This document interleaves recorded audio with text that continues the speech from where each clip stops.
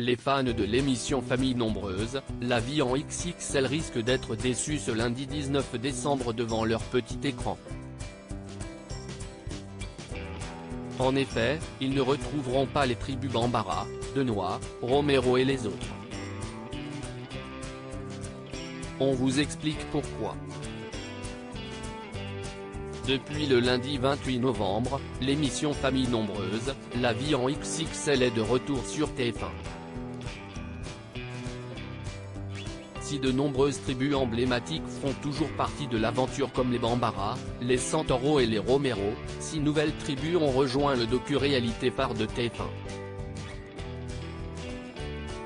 Les téléspectateurs ont pu découvrir des clans haut en couleurs et très différents comme les Baudrand, à la tête d'une famille recomposée de 8 enfants dont des triplés, les Amerli, parents de 4 bambins et agriculteurs dans les Alpes, mais aussi les Denois, qui tentent de gérer leur carrière professionnelle bien remplie avec leurs 5 enfants. Malheureusement pour les fans du programme, les aventures des familles nombreuses les plus célèbres du PAF seront de nouveau en pause à partir du lundi 19 décembre sur TF1. Le docu-réalité de TF1 remplacé par des téléfilms. En effet, TF1 a préféré suspendre la diffusion de Familles Nombreuses, la vie en XXL pendant les vacances scolaires. À la place du programme, les téléspectateurs pourront découvrir des films de Noël comme Maman, J'ai raté l'avion et d'autres longs métrages qui fédèrent petits et grands, parmi lesquels La Gueule de glace 5, Les lois de l'univers, Bruce Tout-Puissant ou Spider-Man. Note de consolation pour les fans de l'émission, la rediffusion est maintenue le matin du lundi au vendredi, avec une subtilité, le premier épisode va commencer à 9h55 au lieu de 9h25 suivi d'un second dans la foulée.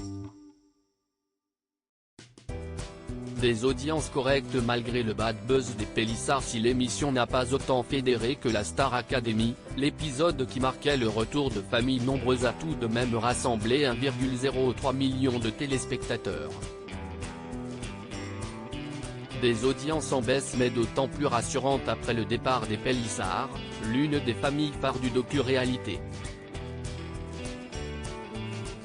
Fin octobre, Amandine Pélissard avait claqué la porte du programme et dénoncé les dérives de la production sur les tournages au micro de Jordan Deluxe. J'ai saisi un avocat, ça fait déjà quelque temps. Je vais porter plainte contre TF1 Productions et nous allons, mon mari et moi, engager des poursuites. La mère de famille a fait de nouveau parler d'elle récemment après avoir annoncé la création de son compte érotique sur la plateforme Mime. À lire aussi C'est le genre d'année que je déteste, Diana Blois, famille nombreuse, déprimée, elle se confie sur cette période compliquée qu'elle vit.